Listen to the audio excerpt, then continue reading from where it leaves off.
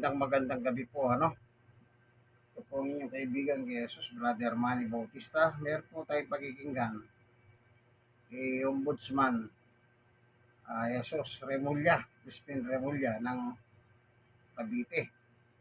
No, tungkol po sa warrant of arrest ni Senator Bato, yung nagsasalita siya nung araw sa Senado. Ang inimbitahan po si dating Pangulong Duterte. Sabi niya, hindi ako DDS. Pero binuking siya ni Duterte. Sabi niya sa Senado nung araw si Duterte, yan, Senador Bato, DDS yan. Pahiya siya. Ibig sabihin ng DDS, death squad. Pumapatay ng tao. Kaya walang nagbulgar. Dinay si Senator Bato sa harap-harapan. Tinuro niya. Pointing daliri niya. Yan. Senator Bato, sabi niya, DDS yan. Ibig sabihin, pumapatay. Okay, pakinggan natin si Boying. Ano po? Sir, any update dun din sa sinabi niyo po na Saturday, yung regarding kay Senator Bato? Hindi ko na pwede namin yan. As executive function yan. I did that as a function of my being a journalist also for the day of first Saturday. Kasi na-scoop ko na nakita ko eh. Kung tatanungin niyo ako kung meron. Nasa telepono ko. Araw copy. Pero, hindi pa yan, hindi siya official copy, kaya masalan ko meron. Meron, no, confirm yan. Nasa telepono ko yung warrant. Pero, hindi yan official copy. Dadaan niya sa proper channels para ma-implement yan. Sir, have you talked to DOJ? Kasi iba yung sinabi nila eh. Wala pa sila eh. Wala. Nauna ako sa kanila eh. Okay. So maliwanag po, kinonfirm ni Ombudsman Jesus Crispin Remulla, meron. Ibig sabihin, nitong nakarang araw, nandun po sa Cebu si Senator Bato, tumutulong, napanood ko sa television yun eh.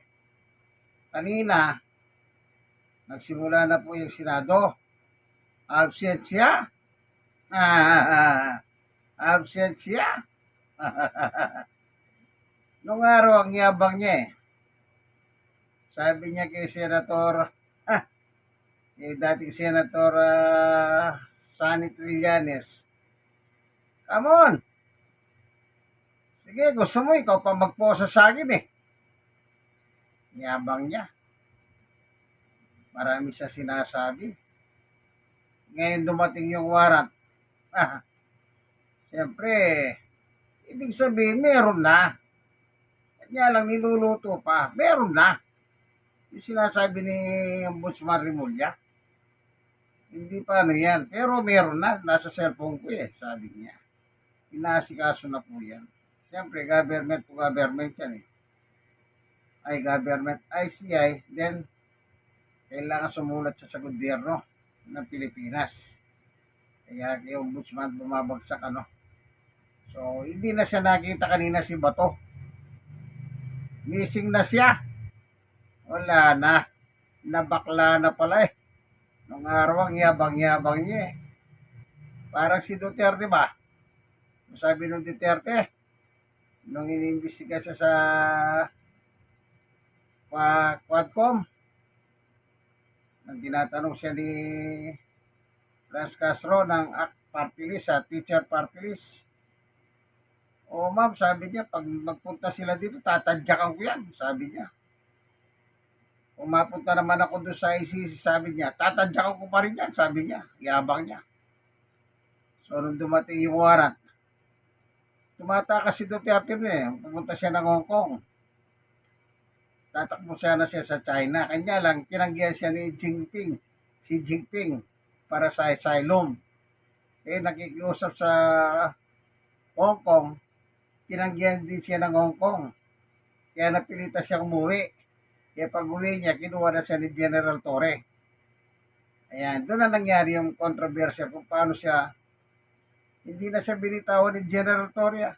Ah, hanggang sa nadala siya sa Netherlands. O, kaya sabi ni Bato Panungaro, sasamahan ko si dating Pangulong Duterte, sabi. Kaya sabi ng mga tao sa media, sa social media, oh, samahan mo na. Kanya lang, missing na nga siya. Nagsimula na po ang sesyon ng Senado kanina. Wala.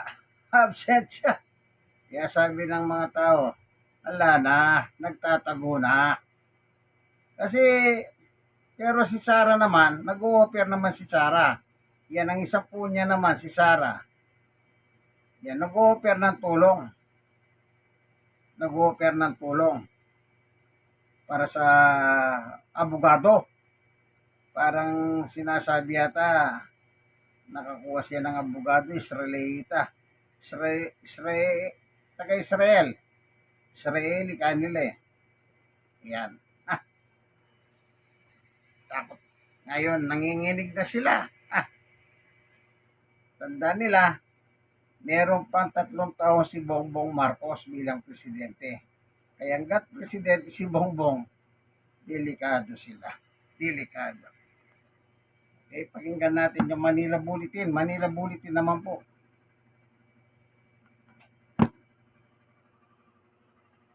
An arrest warrant has been issued by the International Criminal Court against Senator Ronald Bato de la Rosa for his alleged involvement in crimes against humanity during the illegal war on drugs of the past administration.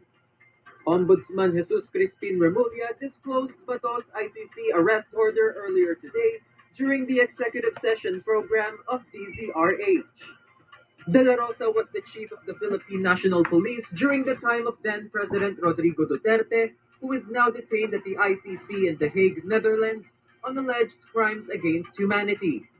Remulla said that while it is no longer part of his function since he is no longer Secretary of the Department of Justice, he explained that he kept in touch with the warrant against De la Rosa. He further stated that he respects the legitimacy of the ICC despite the foreign court no longer having a treaty with the Philippines. Meanwhile, DOJ spokesperson Polo Martinez said that they are currently working to verify the information as they have not yet received a copy of the said arrest warrant. Yan. Isang ano naman yan ha. Na napakinggan natin ha. Talagang meron. Nung Sabado yata sinabi niya ano yan.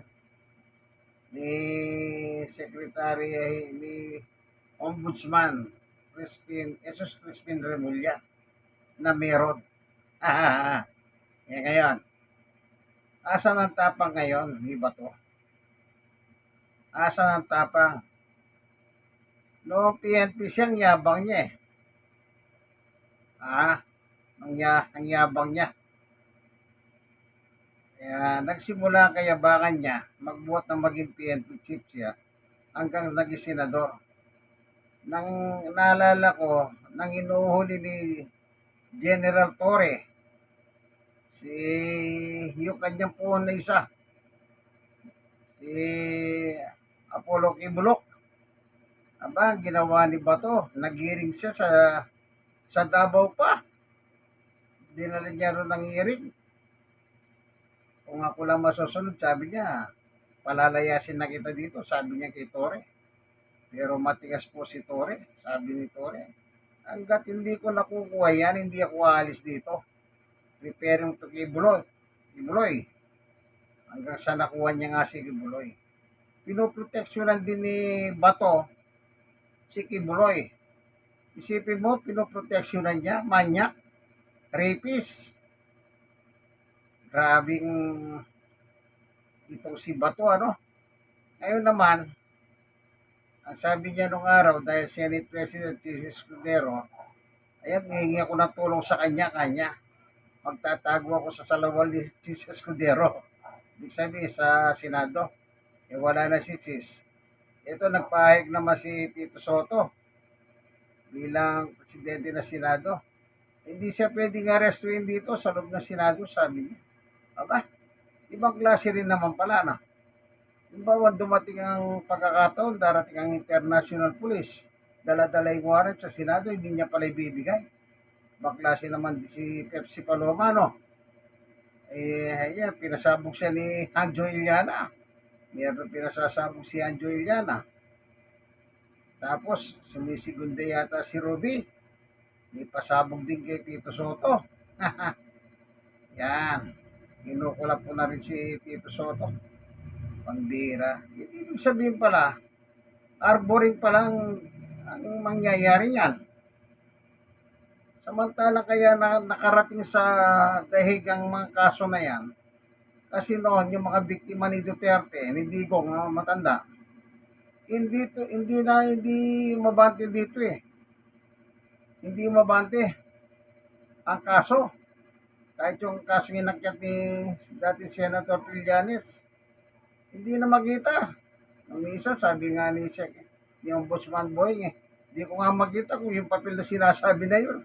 Ibig sabihin, siguro tinapon na. So, dati si Martires naman ng Ombudsman, talagang wala lalakad na kaso laban sa administrasyon ni Duterte. Yan. So, doon sila pumunta sa dahig. At sa dahig naman, binigyan sila ng pagkakataon. Ang kasalanan naman ni Duterte, inalis niya yung Pilipinas pagiging miyembro ng ICC. Kasalanan niya eh. Kaya ngayon, inaresto siya. Humingi sila ng tulong sa presidente at kumilos naman si General Torre. Yan. Kaya, lagot na sila ngayon. Kaya sabi ng taong bayan, dapat si Torre, siyang gagawin nila tagahuli. Ewan ko, matotoo ba yan? Kasi sa social media eh. Mukhang ilalagay si Torre, sabi niya, lagot na kayo, bato. Yan. Pero ang totoo niyan, missing siya. Wala siya kanina sa Senado. Absent siya. Siguro, na pag-isip-isip niya, yung yabang niya, napalitan ng tako at kaibigan. Ayan ang kaya sabi nga ni Digong nung araw, yan, senador ba to? DDS yan. Ibig sabihin, mamamatay tao po yan. At nagkanta na po yung dating DDS na kasama niya. Ngayon, ang dalawa yun eh. Nakasafety na sila sa ICC. Yung dating DDS ni Duterte na pumapatay. Sila, kinuwento lahat nila eh. Yan. Kaya kahit anong dinay ni Bato, ayan ang justisya, malapit na makuha ng mga 30,000 sa panahon ng tokang. Isipin nyo. Dapat sana bilang pulis to serve and protect the humanity. Hindi. Pinagpapapatay po nila. At meron pang bayad. At binulgar naman ni Rowena, si Rowena, yung pagpatay, binabayaran ng mga pulis. At ang tagahawak ng pera ay si Leonardo, isang iglesia member, Iglesia ni Cristo. Kaya daw yung iba't kay Digong, kaya niya kinuha yun kasi alam niya, ang INC daw, masinop sa pera. Ayan. Yan. Ngayon, may mga warat na po sila. Si Rowena Garma at saka si Leonardo. Yan, isang INC po yun Ngayon, sa susunod na linggo, 3 araw magrarally ang INC. Peace rally kan.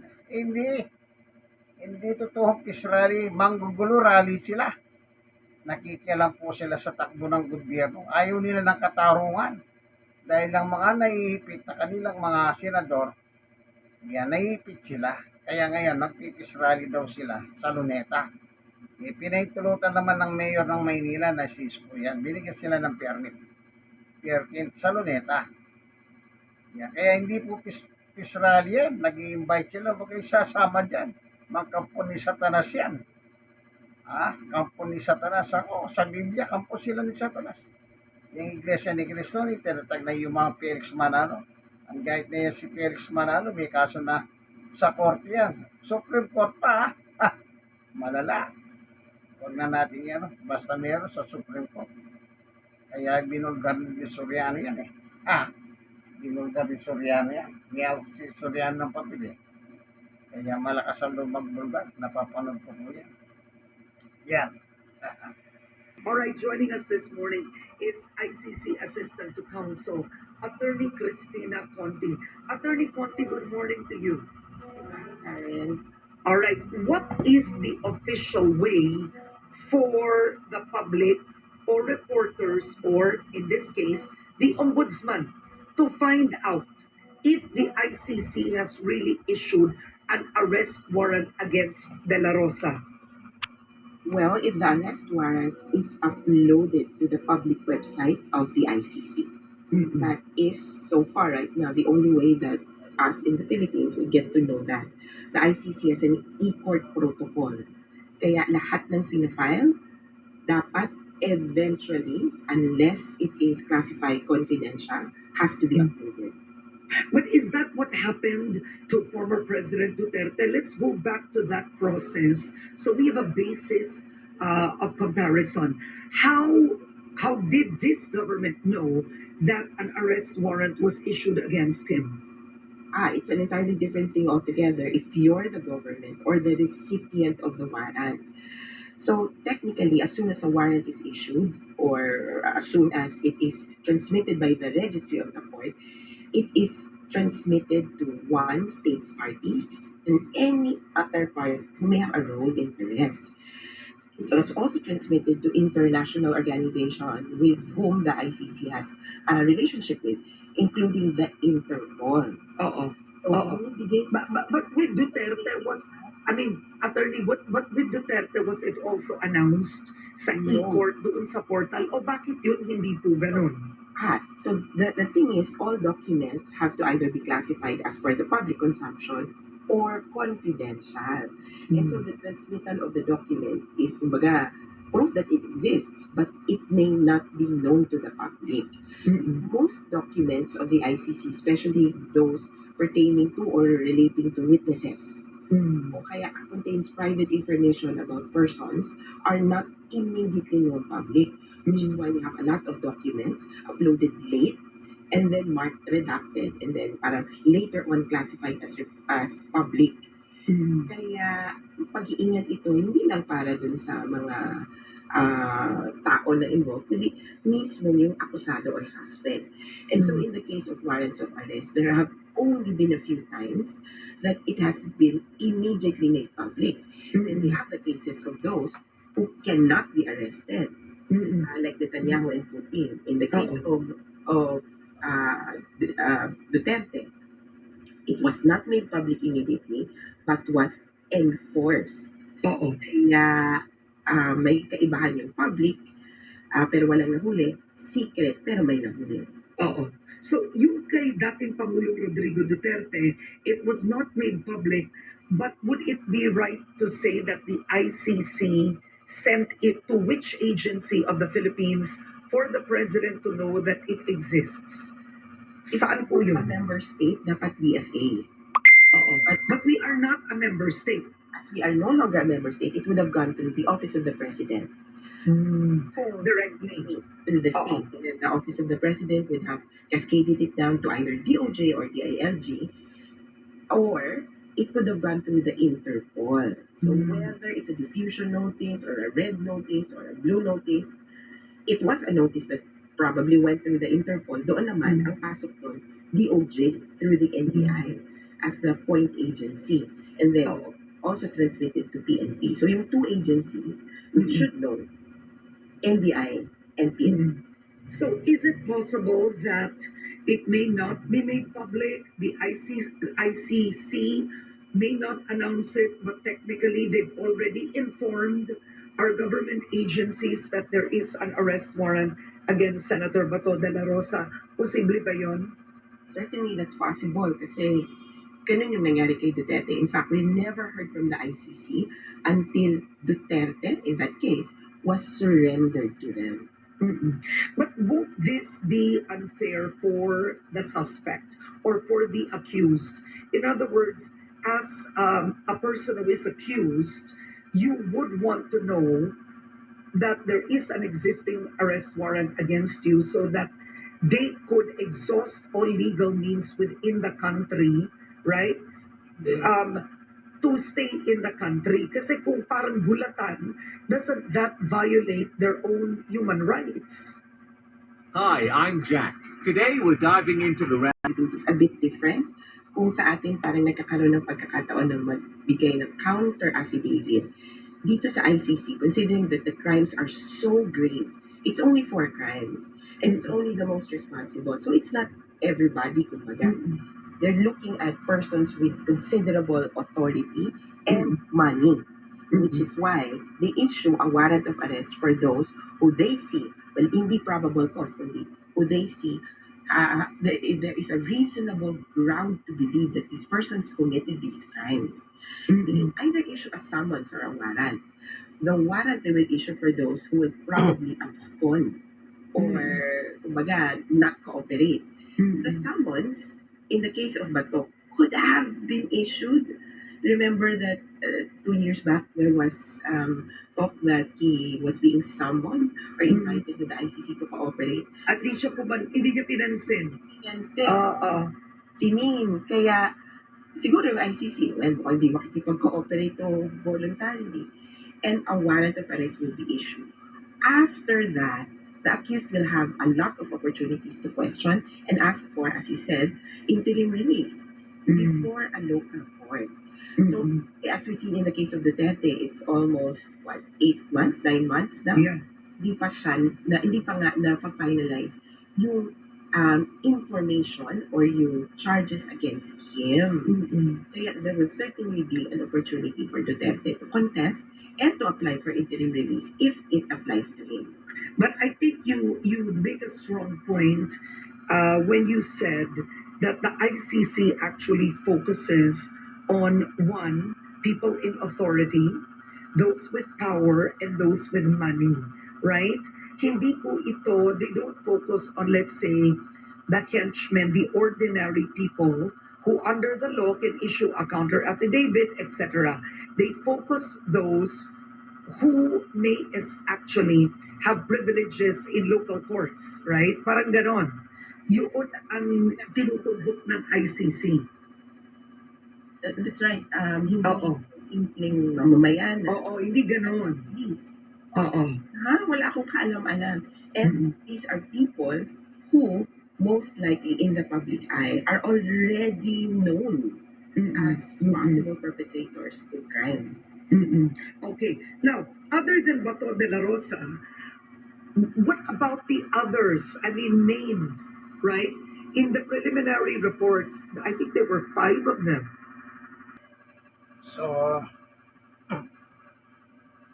wala nang kawala si Bato. Sure ball na siya. Sigurado na siya. Uuliin na siya. Kaya kanina, wala na siya sa Senado. Nasa kanya. Nung araw, sabi niya, mag-cooperate naman ako. Ang dami niya kayabangan kasi nung araw eh.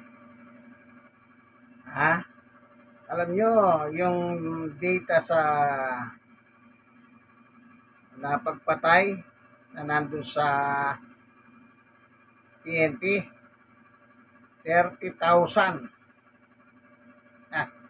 Isipin nyo, makakutsaba sila ni matandang Duterte ang kanyang puhon sa pagpatay. So, at binabayaran pa ni Leonardo, isang iglesia ni Cristo, na ibinulgar naman ni Rowena Garma ng PCSO. Ngayon, may wanted sila Kasi yung dating commissioner ng PCSO, ayun, pinatay niya para yung peso ng PCSO mapunta sa kanya.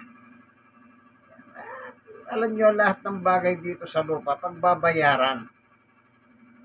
Lahat niya, pagbabayaran. 30,000? Nasa custody ng PNP yun, yung data. Okay, tingnan natin sa Biblia. Ito, Biblia.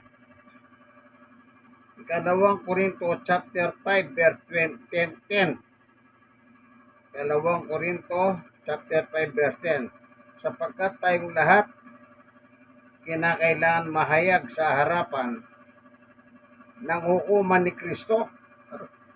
Meron palang korte. Ang judge si Kristo. Alay, lagot kayo.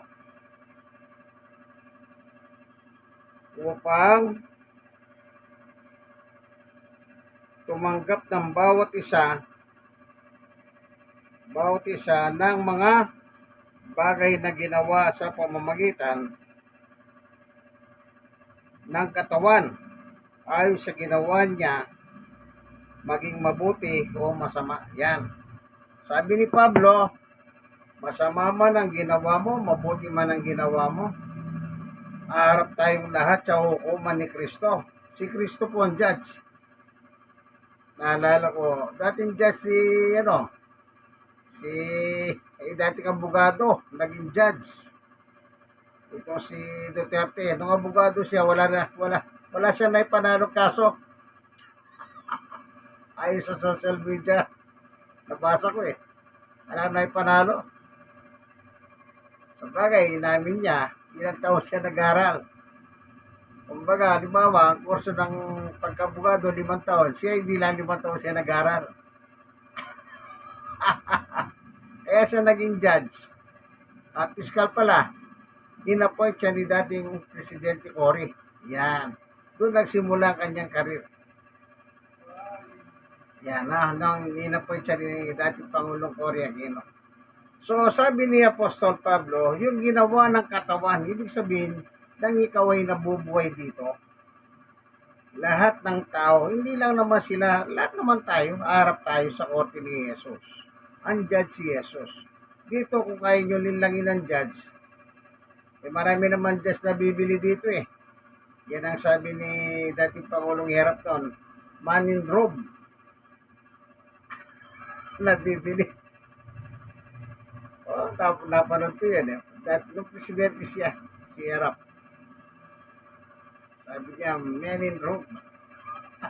Siyempre, pagka nagsuot na ng robe yung judge, lahat ng kapangyarihan nasa kanya po. Yung robe na yun na nagbibigay sa kanya ng kapangyarihan.